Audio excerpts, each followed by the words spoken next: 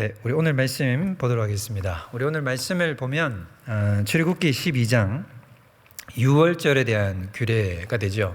6월절은 이스라엘의 가장 대표적인 명절이 됩니다. 우리가 지금 이제 추석을 앞두고 있죠. 이 추석이 우리 한민족의 가장 대표적인 명절이듯이 이 6월절도 이스라엘 민족에게 가장 대표적인 명절 중에 하나예요. 근데 이스라엘의 민족과 이스라엘의 명절, 그 다음에 하나님이 제정하신 이런 절기들과 그 다음에 사람이 제정하는 세상 속에 속해 있는 명절이나 절기는 그 성질이 다릅니다.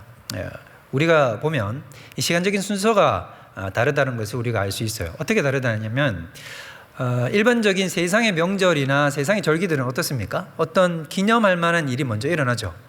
기념할 만한 일이 일어나고 나면 그 시간이 지났을 때 사람들이 그때 그 일을 보니까 참 너무 기쁘고 좋은 일이었어, 기념할 만한 일이었어, 그래서 우리가 이걸 두고두고 우리 민족의 기념일로 삼자, 이런 식으로 접근을 해서 기념일이나 명절로 삼는 거죠. 예를 들자면 우리나라가 1945년 8월 15일에 그 해방을 맞았잖아요. 그때 그 해방을 아주 갑작스럽게 맞았단 말입니다. 그게 맞고 나서 너무나 기뻐하고 즐거워했죠. 그리고 나서는 어떻게 했습니까? 이날을 우리가 두고두고 기념하자. 그래서 8월 15일을 매년 우리가 무엇으로 섬기고 있냐면 광복절로 삼고 기념하고 있는 것과 같다고 하는 것입니다. 그런데 오늘 본문 말씀을 보면 6월절은 그러지 않아요. 하나님의 명절은 어떠냐면 하나님께서 날짜를 이미 지정하세요. 우리가 아까 본문에서 읽었지만 6월절은 1월 14일입니다. 1월 14일이라고 하는 날짜를 이미 정해 놓으시고 그날에 일어날 사건까지, 기념할 만한 일이 일어날 사건까지 하나님께서 미리 다 예고하십니다. 그리고 그 일이 실제로 일어나죠. 그리고 나서 어떻게 하십니까? 하나님께서 그 일을 대대히 기념하라고 하신다는 것입니다. 그러면 이게 도대체 무슨 의미가 있느냐라는 거죠. 이걸 보면 인간의 명절, 인간의 절기는 어떤 것입니까?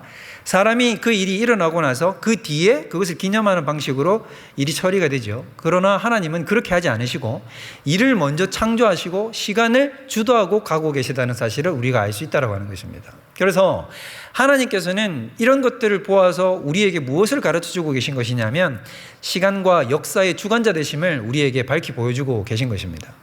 그래서 하나님께서 6월절을 제정해 주시고 이스라엘 백성들에게 이것을 지키라고 명령하신 이 단 한 구절의 이 명령조차도 사실은 하나님께서 그냥 단순 일개의 부족신에 불과한, 지역신에 불과한 그런 개념이 아니라 바로 내가 세상을 창조하고 우주를 지배하고 역사를 주관하며 시간의 창조자 된다는 사실을 강조하고 계시다는 것을 우리가 보여줄 수 있다고 하는 것입니다. 하나님께서는 이러한 부분들을 우리에게 강조해주고 있는 것이죠.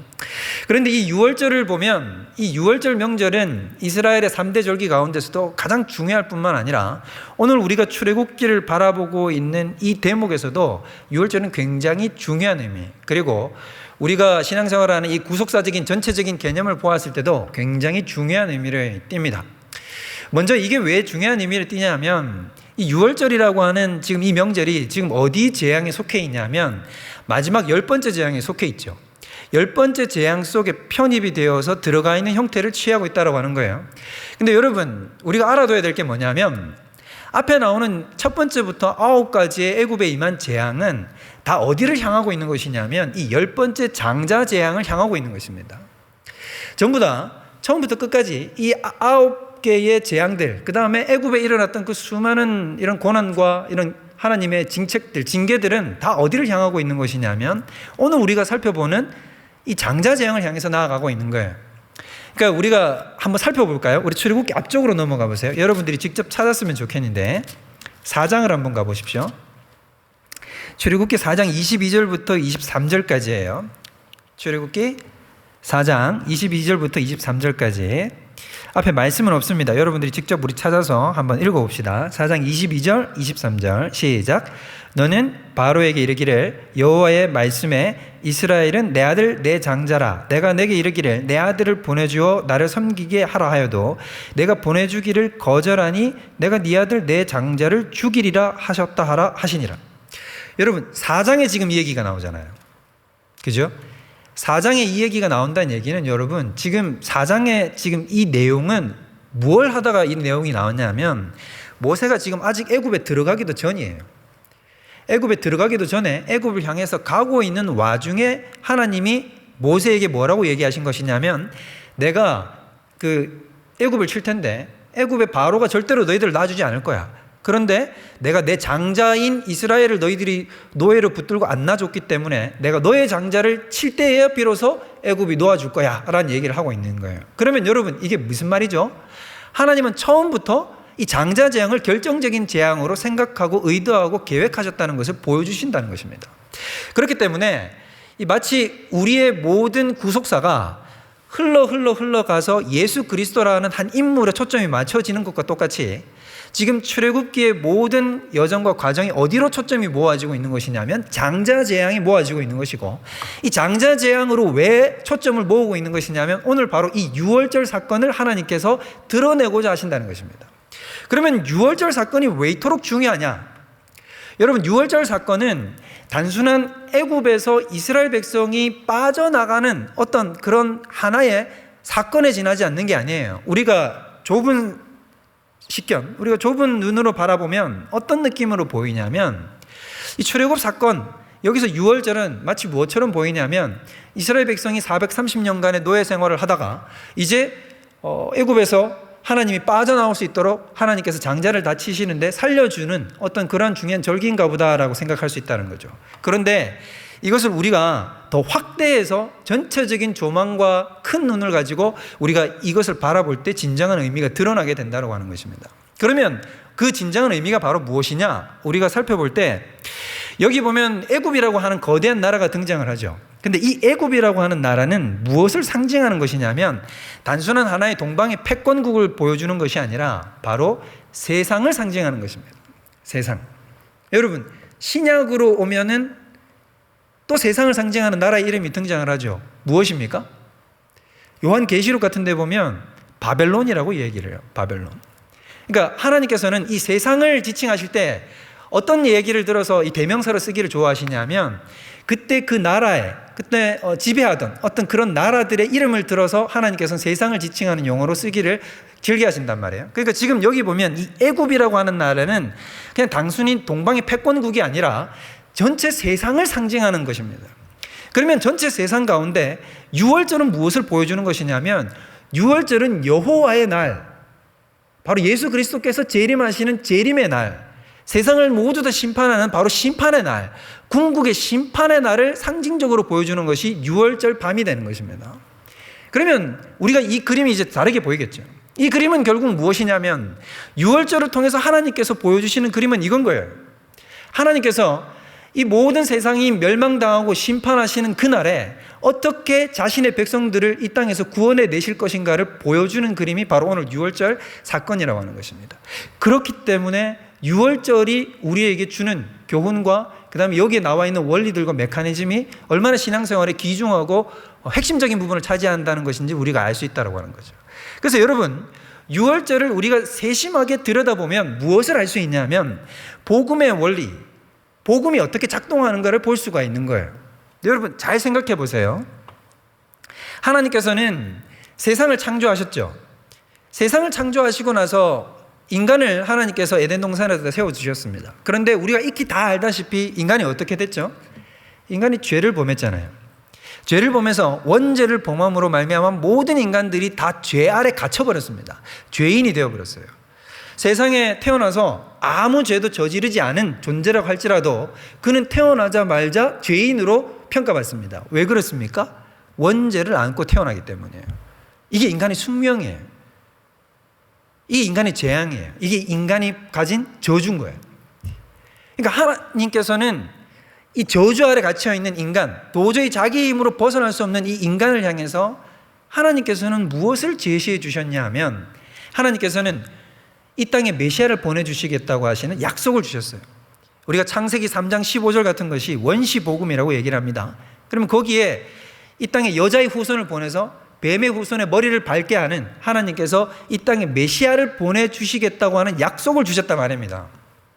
그런데 메시아를 보내주시겠다는 약속은 주셨지만 메시아가 이 땅에 와서 어떻게 세상 사람들을 구원할 것인가, 어떻게 여호와의 백성들을 구원해낼 것인가, 그 방법에 대한 것은 구체적으로 계시가 되지 않았어요.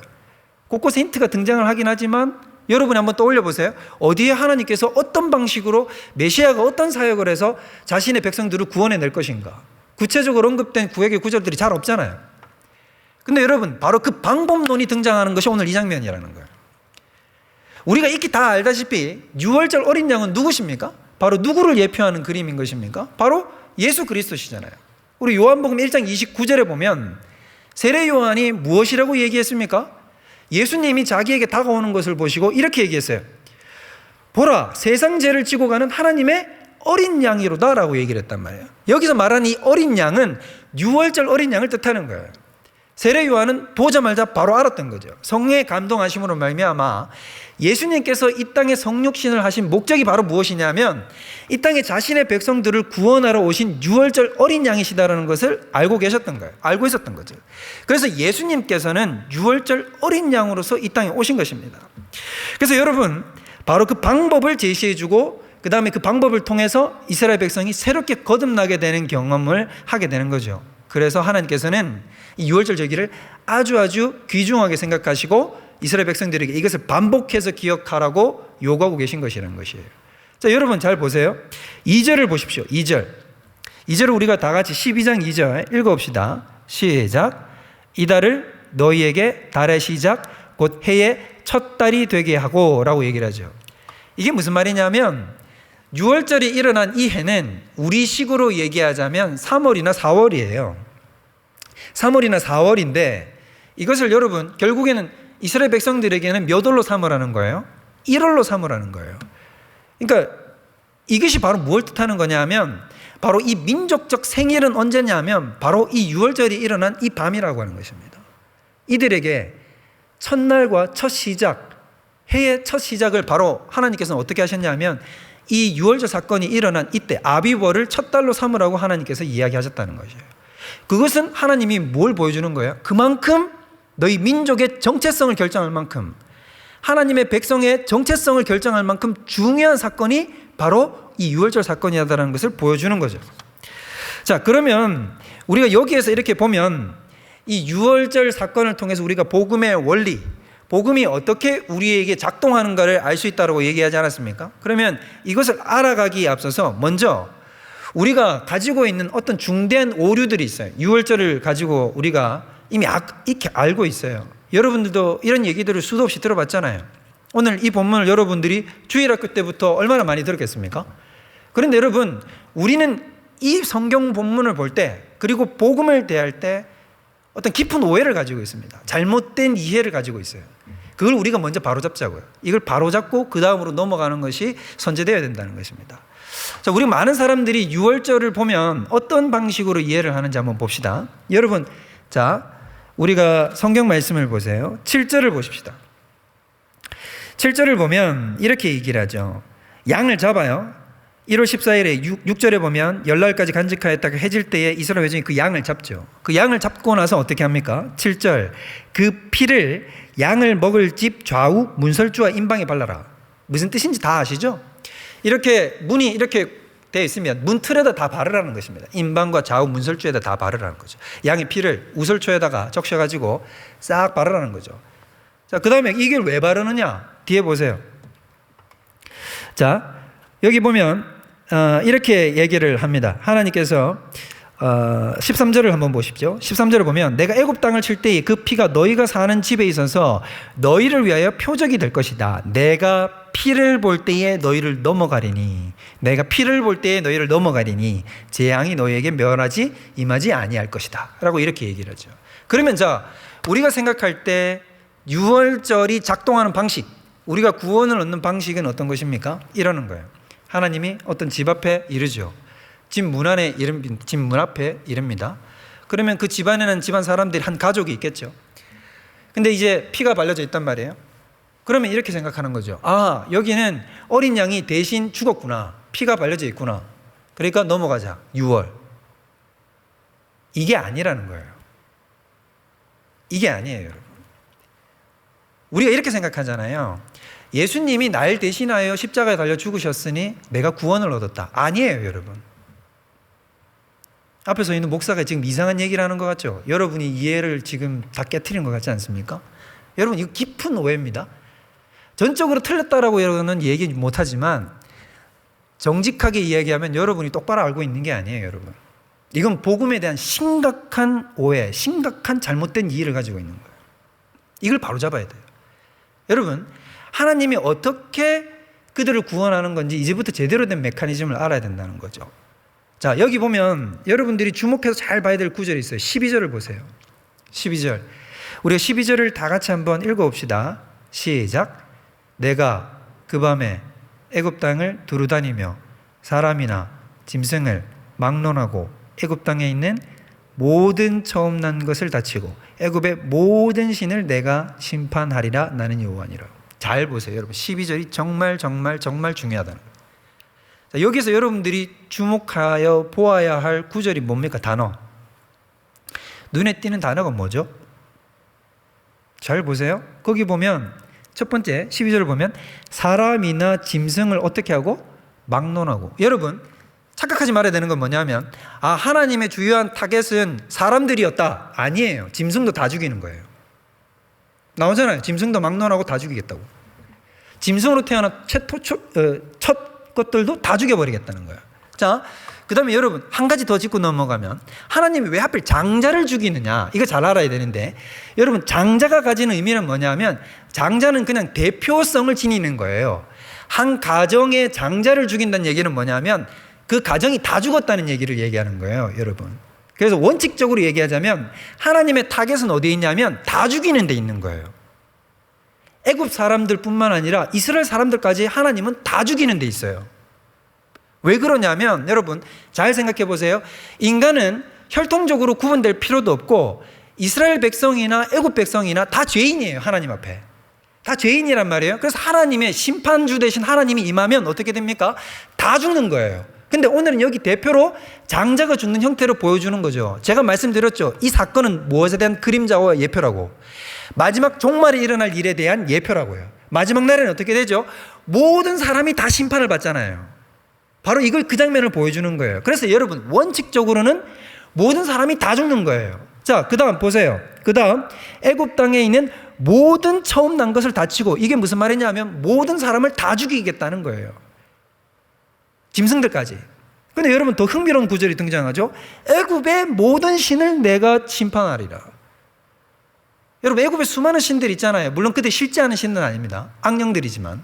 그러면 여러분 이게 무엇을 뜻할까요? 여러분 마지막 날에 하나님께서 이 땅에 다시 오시는 그날에는 무엇까지 다 심판하냐면 천사와 마귀들까지 다 심판합니다. 여러분 아십니까? 하나님이 이 땅에 오시면 심판하시면 영계에 속한 것까지 다 심판해요. 즉 여기서 말하는 이 심판의 대상이 어디에까지 다 임하는 거냐면 결론적으로 이런 거죠. 인간은 당연한 거예요. 이스라엘이나 애굽인이나 하나님의 백성이나 믿지 않는 자나 다 심판의 대상이에요. 믿는 사람은 마지막 날에 심판에 이르지 않는다. 여러분 거짓말입니다. 잘못되게 배우는 거예요. 우리들 오늘 이 자리에 앉아있는 여러분 한 사람 한 사람이 다 하나님의 심판대 앞에 올라갑니다. 기억하세요. 이 잘못 배우면 안 돼요. 우리가 다 하나님의 심판대 앞에 올라갑니다. 다 심판대 앞에 하나님하고 결산합니다. 그럼 모든 육체가 다 하나님 앞에 올라가요. 그 다음에 모든 이 땅에 존재하는 모든 동물이든 식물이든 모든 피조세계가 하나님의 심판 앞에 다 들어가게 됩니다. 그 다음에 하물며 천사와 마귀의 세력들까지도 하나님의 심판대 앞에 다 심판당하게 됩니다. 결국 하나님께서는 어떤 것을 말씀하고 계신 것이냐면, 제가 여러분에게 가르쳐 드리려고 하는 건 이거예요. 우리가 구원을 얻으려면 여러분 죽음에는 예외가 있다 없다? 예외가 없다는 거예요. 예외가 없어요, 여러분. 그럼 이게 도대체 무엇을 뜻하느냐? 그럼 어린 양이 죽는다는 것은 무엇을 뜻하는 거냐면 여러분, 어린 양이 죽을 때 누구도 죽었다는 얘기입니까? 나도 죽었다는 얘기예요. 이런 게 아니라고 여러분. 나는 안 죽고 어린 양이 죽어서 내가 구원 얻는다. 이게 아니라고요. 예수가 죽었고 내가 안 죽어서 구원 얻는다. 이게 아니라고요. 어린 양이 죽을 때 나도 같이 죽은 거고요. 예수님이 죽을 때 누구도 같이 죽은 것입니까? 나도 같이 죽은 거라고요. 이해가 되세요? 여러분, 전자와 후자는 엄청난 차이를 발생시킵니다. 우리가 복음을 이렇게 약간씩 삐뚤어져서 알고 있기 때문에 우리의 실생활과 우리의 삶에서 잘못된 행동과 신앙적 가치관들이 발현될 때가 너무나 많다는 것입니다. 자, 그래서 여러분 갈라디아서 2장 20절에는 뭐라고 얘기를 하죠? 잘 보세요. 내가 그리스도와 함께 십자가에 못 박혀 죽었나니, 내가 그리스도와 함께 십자가에 못 박혀 죽었나니, 이렇게 얘기하지 않았다는 거예요. 바울이 그리스도께서 나를 대신하여 십자가에 못 박혀 죽었나니, 이렇게 얘기한 게 아니라고 해요. 내가 그리스도와 함께 십자가에 못 박혔다고요. 내가 예수와 함께 십자가에 죽었다고요. 그런 즉 이제는 내가 산 것이 아니요, 내가 살았다 죽었다, 나는 죽었다는 것입니다. 여러분, 죄에 속한 나, 율법에 속한 나, 정죄에 속한 나는 어떻게 되었습니까? 예수님과 함께 죽어버린 것입니다. 그래서 여러분, 하나님이 우리가 다시 돌아가면 문에 칠해져 있는 이 피를 보고 어떤 방식으로 넘어가시는 것이냐면 이렇게 넘어가는 거예요. 문에 피를 보고 이렇게 얘기하는 거예요. 하나님이, 아, 여기는 이미 죽었구나. 이미 죽은데 또 들어가서 죽일 필요가 없잖아요. 이미 죽었기 때문에. 죽은 자를 또 죽입니까? 그게 안 된다는 거죠. 하나님이 우리를 구원하는 방식이 그거라고요. 이미 얘는 죽었네. 이미 얘는 죽었구나. 그렇기 때문에 그것이 우리에게 구원으로 작동한다는 것입니다. 여러분, 이것이 비밀이었어요. 이걸 유대인들이 예수님이 오실 때 당시에도 이해를 하지 못했어요. 그래서 메시아가 오면 뭘 할 거라고 생각했습니까? 정치적인 메시아가 될 거라고, 패권국을 만들어줄 거라고, 이스라엘이 떵떵거리며 잘 살게 될 거라고, 이런 생각이나 가지고 있었다는 거예요. 메시아가 오면 어떤 방식으로 우리를 구원할 것인가에 대해서 전혀 성령을 통한 이해가 없는 거예요.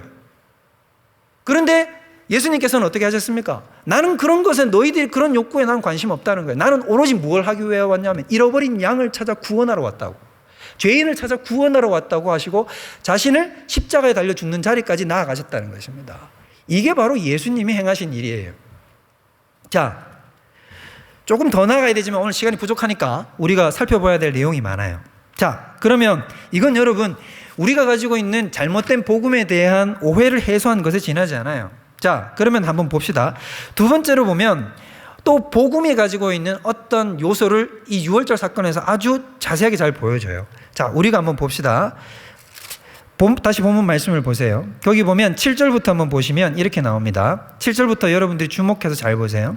그 피를 양을 먹을 집 질 좌우 문설주와 임방에 바르고 그 밤에 그 고기를 불에 구워서 무교병과 쓴나물과 아울러 먹는데, 9절, 날것으로나 물에 삶아서 먹으면 안 되고 머리와 다리와 내장을 다 불에 구워 먹고 아침까지 남겨두지 말며 아침까지 남은 것은 곧 불사르라 라고 얘기를 했어요. 그 다음 11절 다 같이 읽습니다. 시작. 너희는 그것을 이렇게 먹을지니 허리에 띠를 띠고 발에 신을 신고 손에 지팡이를 잡고 급히 먹으라. 이것이 여호와의 유월절이니라. 자, 여러분 잘 보세요. 하나님이 유월절 어린 양을 먹는 방식을 가르쳐 주시는데 뭐라고 얘기하십니까? 꼭 어떻게 먹으라고요? 불에 구워서 먹으라고요. 목사님 그거 좋네요. 저는 물에 빠진 고기보다는 불에 삶은 게 아니지, 불에 구운 고기 훨씬 좋은데요. 코리안 바비큐 얼마나 좋아요, 목사님. 여러분, 하나님께서 맛을 위해서 불에 구워 먹으라고 얘기를 했을까요?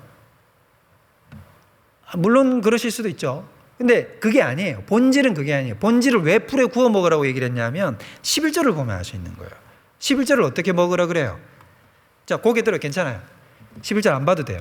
제가 설명해 드릴게요. 어떻게 먹으라 그랬냐면 허리에 띠를 띠고 신을 신고 손에 지팡이 잡고 당장 바깥으로 뛰쳐나갈 것 같은 자세로 급히, 분명히 성경 본문에 나와 있어요. 급히 먹으라고 얘기했어요. 여유롭게 먹는 게 아니에요. 일어서서 급히 먹는 거예요. 여러분, 요리를 가장 빨리 할 수 있는 건 뭐냐면 불에다가 바로 구워버리는 거예요. 직화를 해서 빨리 먹을 수 있기 때문에. 그래서 하나님께서 불에 구워 먹으라고 얘기하는 거예요. 절대로 물에 삶거나 날것으로 먹지 말라고 얘기하는 거죠. 그러면 여러분, 여기에서 보여주는 것이 무엇입니까? 왜 유월절 어린 양을 느긋하게 좀 먹으면 될 텐데 그것도 지금 한밤중이잖아요. 한밤중 야식으로 먹는 거예요. 근데 그 야식을 어떻게 먹으라고요? 급하게 먹으래요. 급하게. 여러분, 이 급하게 먹으라는 게 무슨 뜻일까요? 여러분, 이것은 무엇을 보여주는 거냐면 구원은 여유를 부릴 수 있는 주제가 아니라는 것입니다. 여러분, 우리가 구원에 대해서 논할 때는 여러분, 이것은 여유를 부릴 수 있는 그런 주제가 아니에요. 여러분, 성경을 보십시오. 성경을 보면 성경은 처음부터 끝까지 어떤 식의 어조로 형성이 되어 있냐면 아주 엄격하고 진지하고 그 다음에 다급한 어조로 쓰여 있는 것이 성경입니다. 왜요? 성경에 나오는 인간의 상태는 무엇이냐면 죄인이요 곧 임박한 하나님의 진노를 받을 수밖에 없는 존재가 바로 인간이기 때문인 것입니다. 그들을 향해서 구원의 길을 제시해 주는 것이 성경이기 때문에 성경의 처음부터 끝까지의 어조는 어떻게 형성이 되어 있었냐면 아주 급박한 어조로 형성이 되어 있어요. 그리고 아주 진지한 어조로 되어 있어요. 여러분, 성경을 읽다가 여러분 성경에 농담이 나오는 얘기를 본 적 있습니까? 여러분, 예수님을 보십시오. 예수님이 이 땅에 오셔서 웃으신 기억이 있나요, 여러분?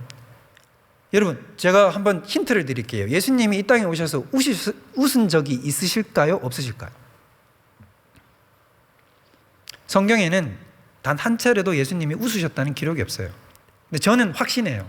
예수님은 실제로 공생의 생활과 자신의 인생을 전부 다 이 땅에서 살아가시는 성육신의 기간 가운데 단 한 차례도 웃으시지 않으셨을 거라고. 예수님은 도리어 운 기록들은 많이 있죠. 나사로가 죽었을 때나 많은 사람들이 고통 가운데 빠져 있는 것을 보시고 애통하시며 처절하게 우신 기억들은 있어요. 그러나 웃으신 장면은 없어요. 여러분, 그러면 예수님은 왜 그럴까요? 여러분, 예수님은 그만큼 심각하신 것입니다. 진지하신 것입니다. 예수님은 지금 자신의 삶을 던져서 모든 인류를 구원해야 되는 사명을 띠고 이 땅에 오셨기 때문에 반쯤 웃어가면서 그런 일을 할 수 있는 그런 마음의 상태가 아니신 거예요. 예수님은 철저히 진지하신 거예요. 여러분, 우리 성도들의 자세도 마찬가지예요. 여러분, 우리가 복음을 대하는 자세, 우리가 신앙을 대하는 자세, 우리가 예배를 대하는 자세는 여러분 무엇이 흘러가야 되는 줄 아십니까? 우리의 삶 속 가운데, 우리의 예배의 자세 가운데, 우리의 모든 삶 가운데 진지함이 그 밑을 깔고 흘러가야 돼요. 그리스도인은 그런 사람이에요. 여러분, 우리 자신을 돌아보십시오. 우리가 신앙생활을 하는데 얼마나 날카로운 진지함으로 임하고 있는가. 여러분은 지금 오늘 이 예배 자리에 나와 있습니다. 이 예배 자리가 여러분에게 어떤 의미를 지니고 있습니까? 일주일에 한 번 드리는 의무 방어전 같은 것인가? 아니면 내 삶을 건 어떤 진지한 자세로 난 지금 이 자리에 임하고 있는 것인가?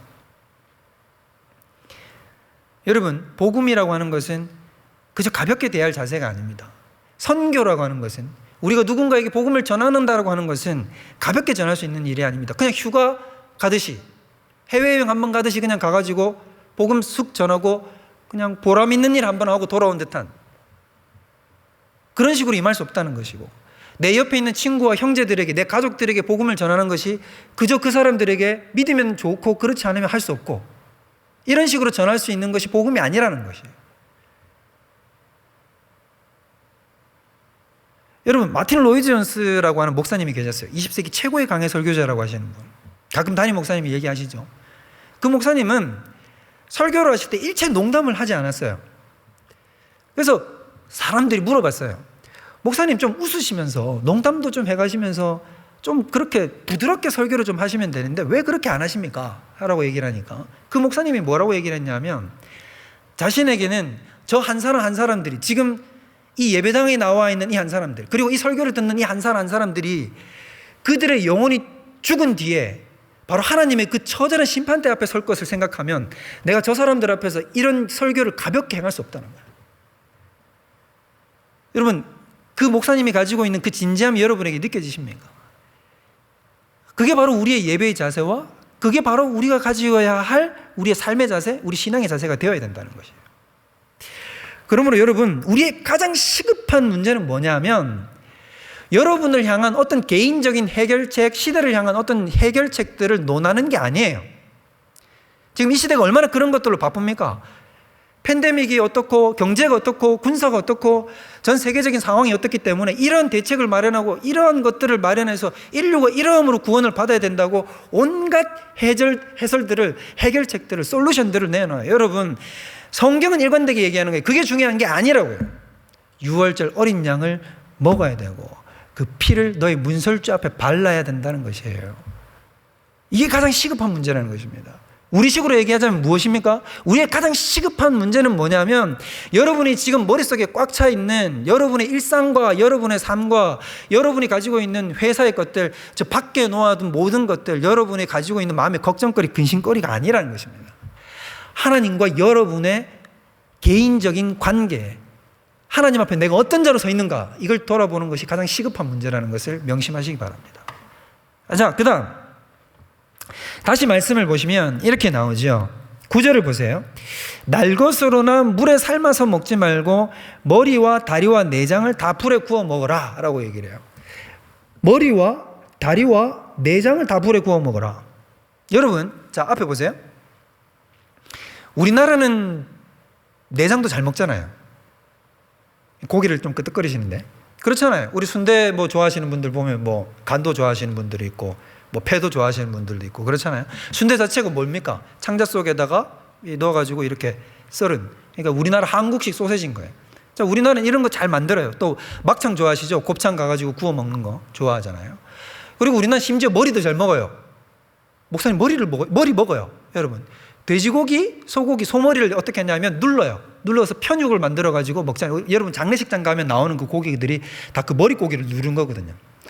근데 여러분, 우리나라는 왜 그러냐면 역사적인 아픔이 있어요. 왜냐하면 워낙 수탈을 많이 당했기 때문에 먹을 게 없는 거예요. 그러니까 이 본 세력들이 맛 좋은 것들은 다 가져가 버리는 거죠. 그러니까 우리한테 남은 건 뭐냐면 내장이나 머리 이런 거, 꼬리 이런 거밖에 없는 거예요. 그러니까 그런 것까지 먹는 방법을 개발해서 우리는 그렇게 지금 즐기고 있는 거지만, 여러분이 상식적으로 생각해 보라고요. 고기를 딱 먹을 때 머리하고 내장 먹기 좋습니까? 어린 양 눈이 이렇게 보일 거 아니에요. 그거 먹기 좋아요? 그거 먹기 힘들죠. 내장 먹기 좋아요? 여러분, 말이 내장이지 그 앞에서 내장을 갈라가지고 내장이 쏟아져 나오는데 그걸 여러분 어떻게 불에 구워 먹는 게 쉽습니까? 쉽지 않죠. 근데 여러분 잘 보란 말이에요. 근데 머리나 내장이나 다리나 이 모든 것들을 다 먹으라고 하는 얘기는 무엇이냐면, 복음에 있어서 여러분, 복음은 모두 다 수용을 해야 하는 것이지 취사 선택해서 수용할 수 없다라는 걸 보여주는 거예요. 다른 말로 하면 예수 그리스도를 네가 받아들이려면 모두 다 받아들여야지 취사 선택해서 받아들일 수 없다는 것을 하나님은 가르쳐 주고 계신 것이라고요. 여러분, 복음을 취사 선택해서 받아들이는 사람들이 있어요. 어떤 식으로 받아들이느냐? 복음에 대해서 이렇게 접근하는 거예요. 어떤 사람들에게 있어서는 복음이 무엇이냐 하면, 복음이 하나님이 자신을 인도해 주는 어떤 방향이에요. 선택의 기로에 섰을 때, 하나님, 내가 이런 선택의 기로에 섰는데 이것을 하나님 어떻게 내가 나아가야 됩니까? 자기의 삶을 인도해 주는 어떤 방편, 자신의 삶을 성공해 주는 방편, 실패의 자리를 이끌지 않게 해주는 어떤 그런 분으로 생각해서 끊임없이 하나님을 어떤 방식으로 요구하고 붙들고 하나님 앞에 나아가냐면, 자신의 삶을 선한 길 혹은 성공할 수 있는 길, 실패하지 않는 길로 인도해 주는 하나님을 찾는단 말이에요. 또 어떤 게 있죠?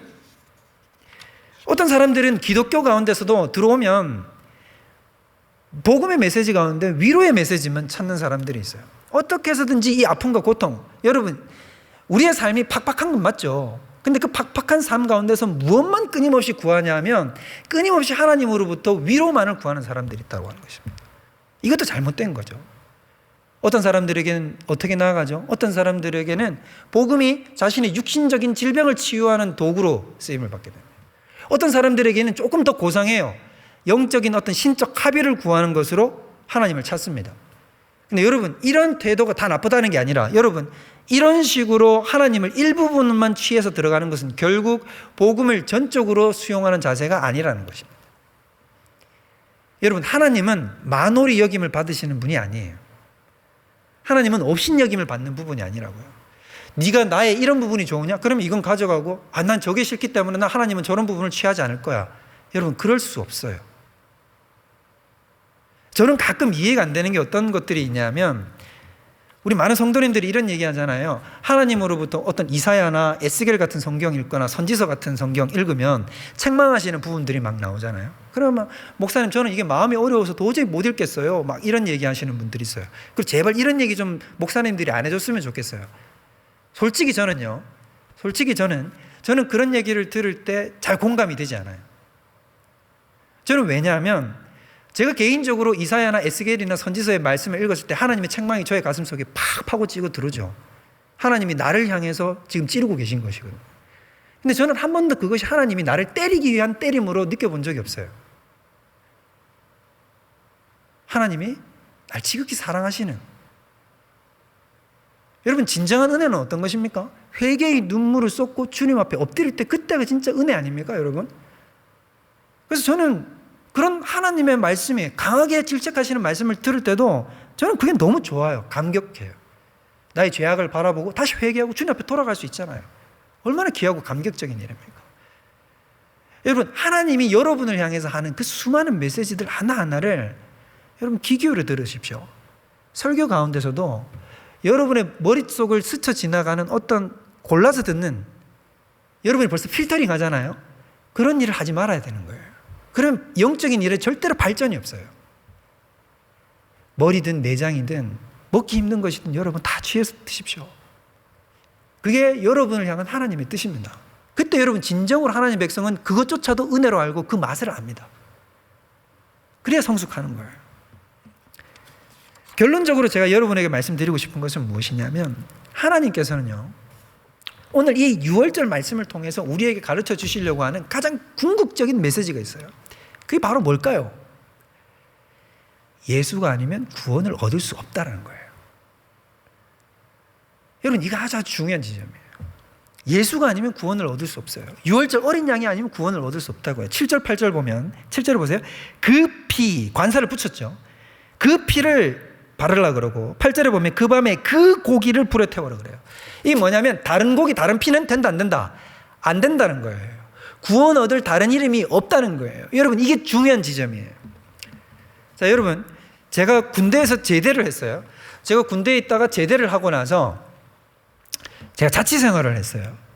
자취생활을 하니까 이제 집에 부모님들이 그러잖아요. 부모님들이, 어머니들이 또 자취생활하면 그 남자의 자취생활 하니까 바리바리 다 챙겨주시잖아요. 그래서 우리 어머니가 뭘 챙겨주셨냐면 목욕 제품, 샤워 제품을 저한테 이렇게 바구니에다가 가득 담아가지고 저한테 택배로 보내주셨어요. 그래서 제가 그걸 탁 하고 저는 너무 신났거든요.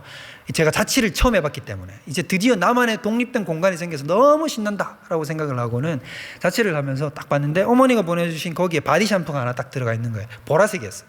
그래서 제가 그거를 딱 이렇게 어머니가 보내주신 것 같고 샤워할 때 그걸 썼어요. 그런데 향기가 너무 좋은 거예요.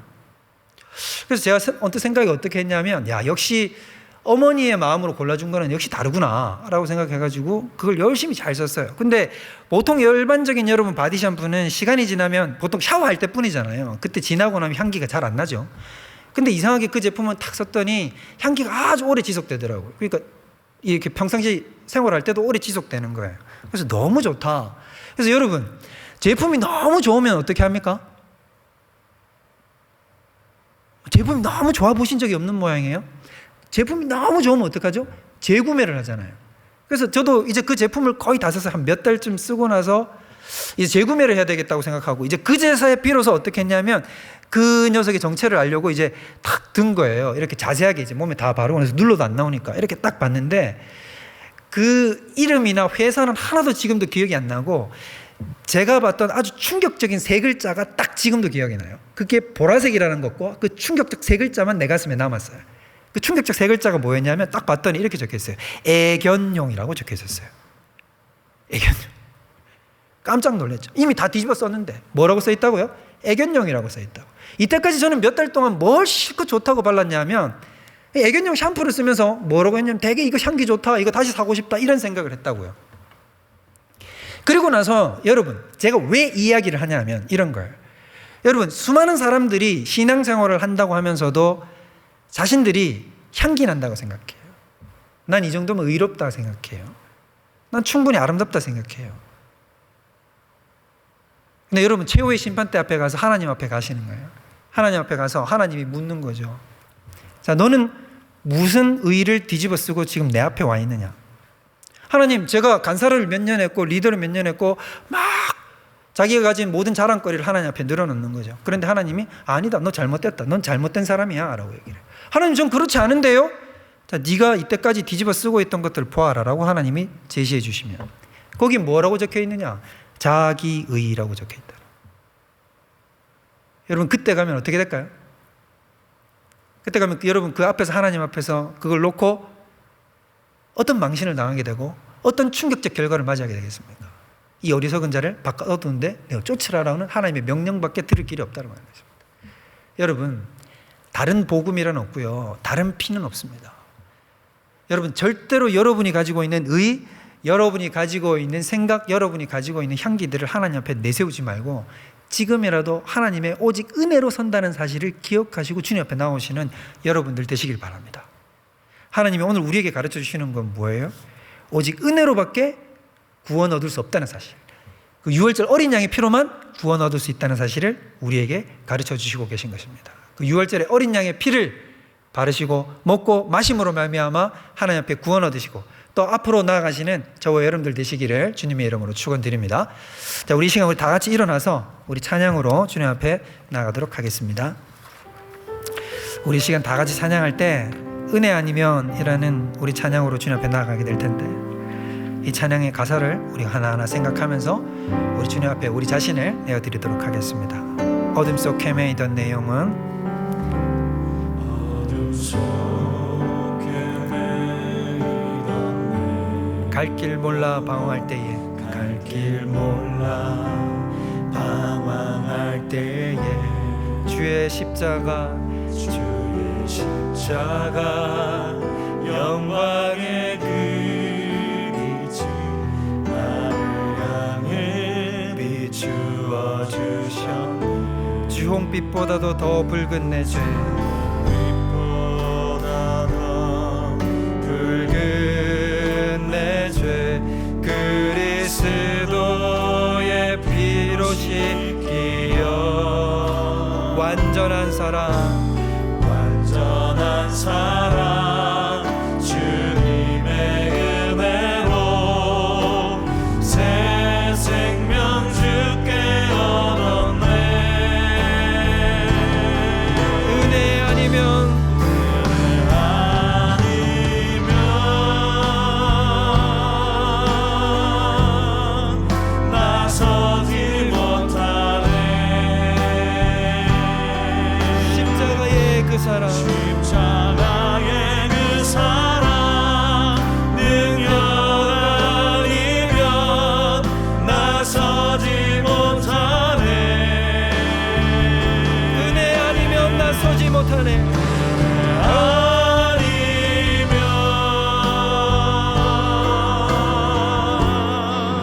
나서지 못하네.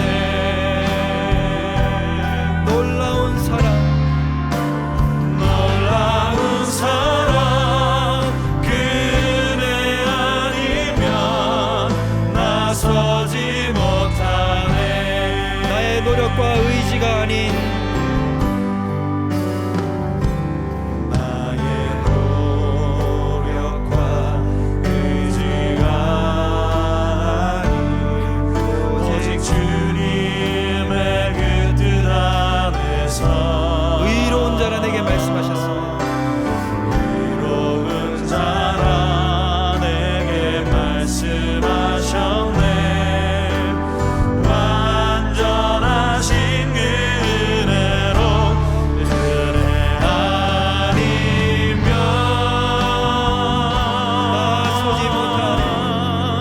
나서지 못하네. 십자가의 그 사랑, 십자가의 그 사랑, 능력 아니면 나서지 못하네. 은혜 아니면, 은혜 아니면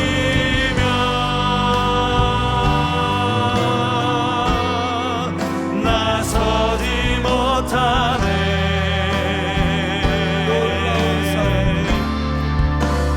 놀라운 사랑, 그네 아니면 나서지 못하네.